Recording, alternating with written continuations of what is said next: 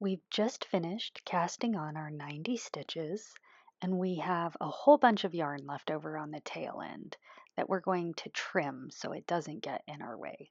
This is the yarn ball strand, the working yarn. Make sure we trim the right one. We don't want to trim the working yarn. So we want to leave a long enough tail that we can weave it in later. So we'll cut it to about maybe 6 inches.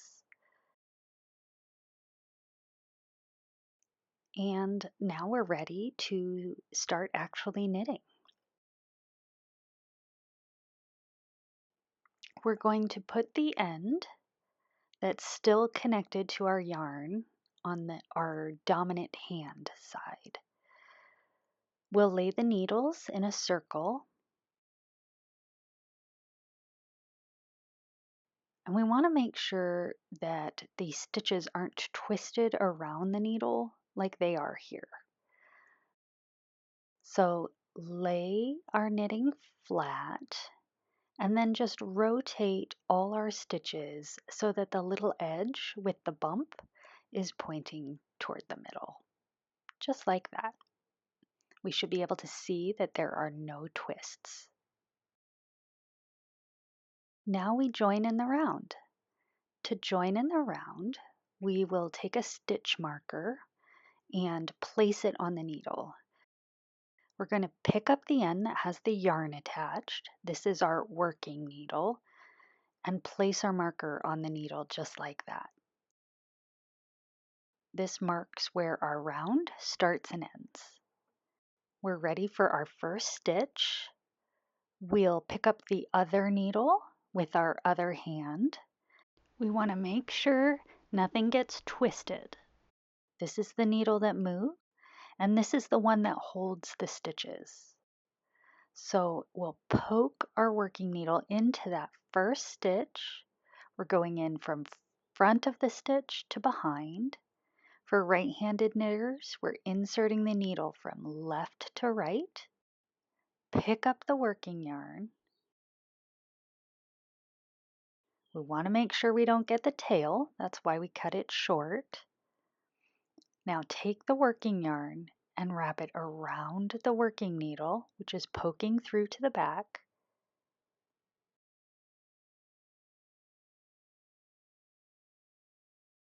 And draw that loop back through the stitch to the front. Just like that. This is the hard part when we're getting started, but keeping those stitches nice and loose will make it a lot easier. Now, if this stitch is really tight, it's going to be hard to draw that loop through. So if it's tight, try loosening it up a little bit before we start. We'll just poke our needle in there and stretch out that stitch.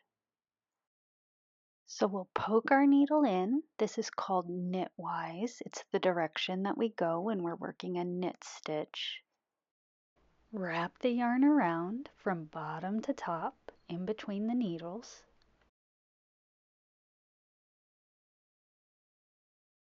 Draw the loop through to the front. We'll just slide this stitch off the holding needle. We're just going to let it drop off. And now we've worked one stitch from the holding needle onto our working needle.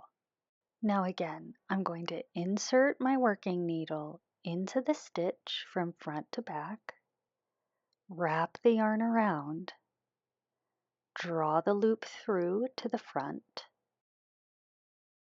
It helps sometimes to push these stitches gently onto the holding needle. Just helps the stitches move a little easier. Avoid pushing off with your finger. It will hurt your finger over time. When we hold the yarn in our dominant hand, like I'm doing, this is called English style knitting. Also called throwing, because we're throwing the yarn around like cowboys in the Wild West. Now notice this stitch is on the tip of my needle, and it's going to end up tight, if I don't slide it onto the main part of my needle. So we just want to make sure that as we're knitting, we're sliding those stitches back onto the widest part of the needle so they stay nice and loose. Now you'll notice I'm just dropping the yarn in between each stitch, but you can keep holding it in your dominant hand, and I'll show you another way to hold it in a moment. Wrap the yarn around, draw the loop through to the front. Now the reason I can do that so easily is that these stitches on my holding needle are nice and loose. We're not pulling the yarn really tight when we draw it through.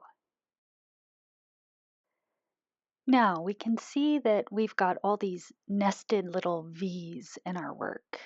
And each one of those V's is a knit stitch. This is our first one, our cast on, and then we'll just have a whole bunch of nested little V's going up in a column as we work.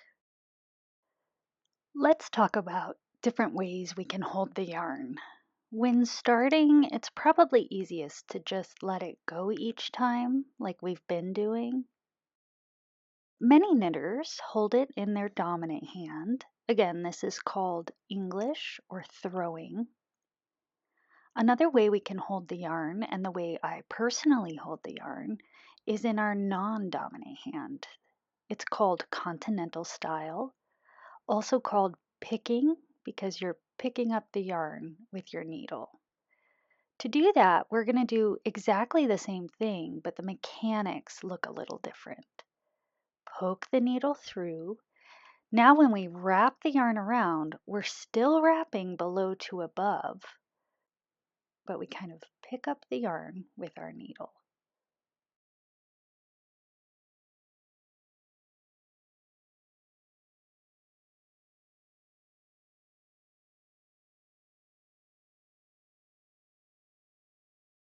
We poke it into the stitch, wrap the yarn around, draw it through.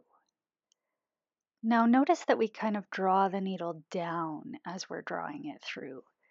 That lets me get the narrower part of the needle through the stitch. Just make sure to slide it back onto the widest part of the needle at the end.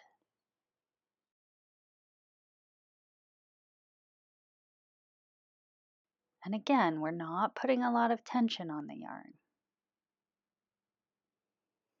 Now, we're going to knit all the way back around to our marker. Okay, that's our last stitch. We can just pull that little tail to tighten everything up. Now we're going to slip our marker. We're just going to move the marker from our holding needle to our working needle. And that's it. We're going to practice this knit stitch a lot. Keep knitting about 42 more rounds or until the cowl is about 9 inches tall when measured from our cast on round. But before we get there, you'll need to join a new ball of yarn if you're using our kit. Here's how. I have this much yarn left, so we'll need to join the second ball of yarn. This is our old yarn, and here's our new yarn. We'll lay them out like this so that we have this overlap, and our tails are pointing in opposite directions. And let's actually adjust this so that it overlaps further back, and we can now start knitting with it. We'll hold the two yarns together, and now we'll knit with two yarns instead of one. We're just making sure this tail stays out of the way, and we'll knit about 3 stitches or so with the two yarns. That will secure our yarn and make sure that neither end pulls out.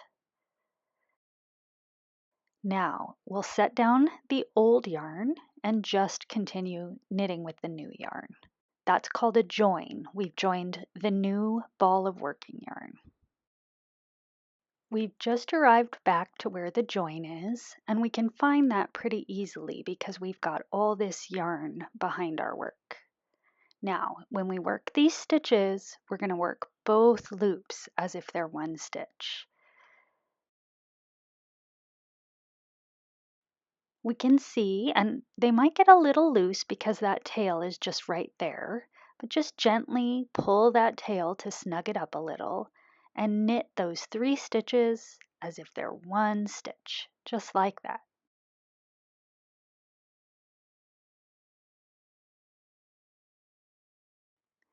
And what we will see is that it's a pretty invisible join.